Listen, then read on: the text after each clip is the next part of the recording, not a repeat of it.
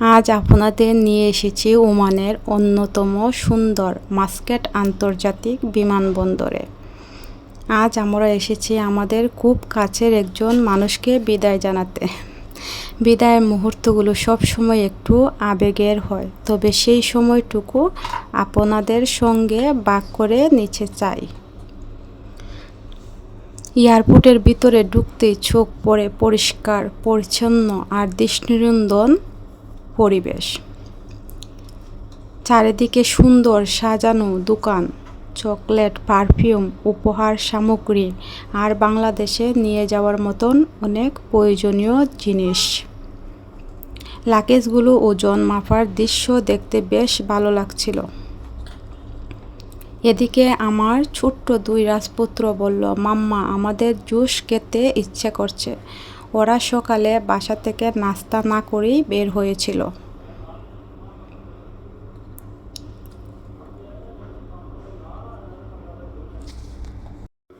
এখন আমরা এয়ারপোর্টের ভিতরে একটি ডিজিটাল ভেন্ডিং মেশিনের সামনে এসেছি। আমার ছেলে বলছে, মাম্মা, আমি নিজের হাতে টাকা ঢুকাবো। সে তার নিজের হাত দিয়ে মেশিনের ভিতরে টাকা দিল।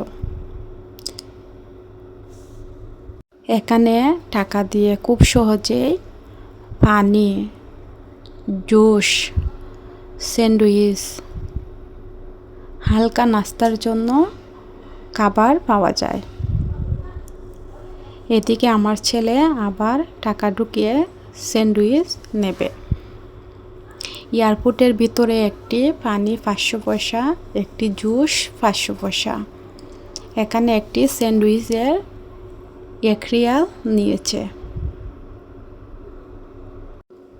আরও নানান ধরনের হালকা খাবার এখানে পাওয়া যায় বাচ্চাদের জন্য, বড়রাও খেতে পারবে।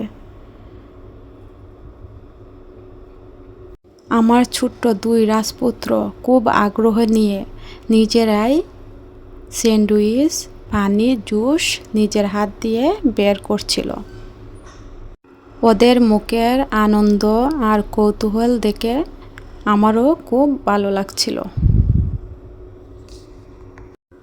নতুন কিছু শেখার কৌতূহলগুলো আমার দুই রাজপুত্রের একদিন বড় স্মৃতি হয়ে থাকবে।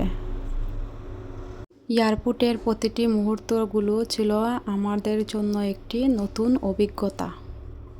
তাই এই সুন্দর স্মৃতিগুলো ক্যামেরাবন্দি করে আপনাদের সাথে শেয়ার করে নিলাম। এখন এয়ারপোর্টের একপাশে বসে আমরা মা ছেলে 3 জন মিলে জুস, চিপস, স্যান্ডউইচ এগুলো খাচ্ছি। আমার ছেলেকে এদিকে আমি স্যান্ডউইচ খাইয়ে দিচ্ছি আর গল্প করছি। এরপর এয়ারপোর্টের বাইরে এসে দূর থেকে বিমানবন্দরগুলো দেখছিলাম। বিশাল বিমানগুলো যখন রানওয়েতে চলছিল, তখন আমার দুই ছেলে আনন্দে মুগ্ধ হয়ে তাকিয়েছিল। তাদের চোখে সেই খুশিটা আমার কাছে পৃথিবীর সবচেয়ে বড় পাওয়া। বাসায় ফেরার পথে আমরা একটি সুপার মার্কেটে থামলাম। সেখানে গাড়ি পার্ক করে মা ছেলে 3 জনের জন্য আইসক্রিম, 1 বোতল দুধ আর কিছু পানি নিলাম। দোকানের ভেতরে বসে গল্প করে 3 জনে মিলে কাঁদছিলাম।